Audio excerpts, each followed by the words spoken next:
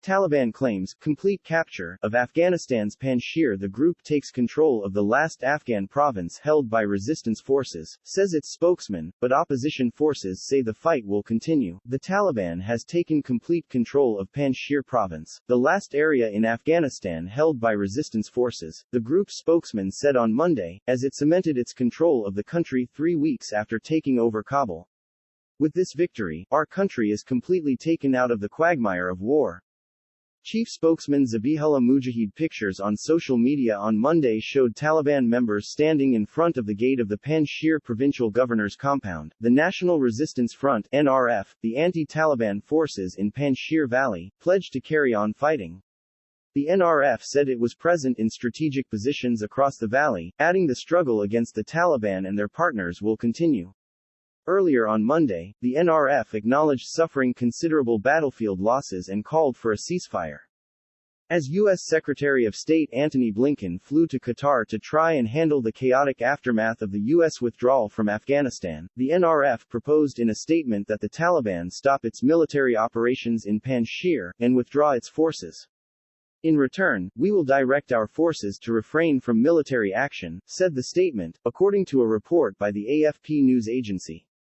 The NRF includes local fighters loyal to Ahmed Massoud, the son of the famous anti-Soviet and anti-Taliban commander Ahmad Shah Massoud, as well as remnants of the Afghan military that retreated to the Panjshir Valley, about 125 kilometers (78 miles) north of the capital Kabul. The group said separately in a tweet on Sunday that spokesman Fahim Dashti, a well-known Afghan journalist, and General Abdul Wudad Zara had been killed in the latest fighting. The NRF has promised to fight the Taliban but also said it was willing to negotiate with the group. But initial contact did not lead to a breakthrough. The Panjshir Valley is famed for being the site of resistance to Soviet forces in the 1980s and the Taliban in the late 90s. Former Vice President Amrullah Saleh, who is holed up in Panjshir alongside Ahmad Massoud, has warned of a humanitarian crisis, with thousands displaced by the Taliban onslaught. The Taliban is yet to finalize its new government after rolling into Kabul 3 weeks ago. Afghanistan's new rulers have pledged to be more inclusive than during their first stint in power, which also came after years of conflict, first the Soviet invasion of 1979, and then a bloody civil war.